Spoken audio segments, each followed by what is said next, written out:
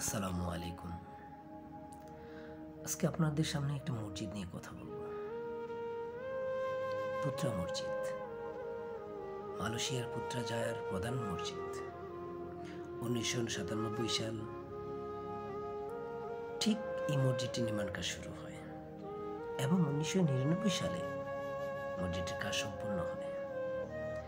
এটি পুত্রজায়া লেকের পাশে পুত্রা স্কোয়ারে অবস্থিত, যা দেখতে এতটা মনোরম পরিবেশ। মসজিদটিতে গোলাপি রঙের গ্রানাইট দিয়ে তৈরি একটি গোলাপি গম্বুজ রয়েছে। এর 3টি প্রধান ক্ষেত্র রয়েছে: প্রার্থনা হল, উঠান এবং লাইব্রেরি। এটি একসাথে 15,000 উপাসক ধারণ করতে পারে। 1999 সাল 25 জন প্রধানমন্ত্রী মাহাথির মোহাম্মদ নামাজের জন্য মসজিদটি পরিদর্শন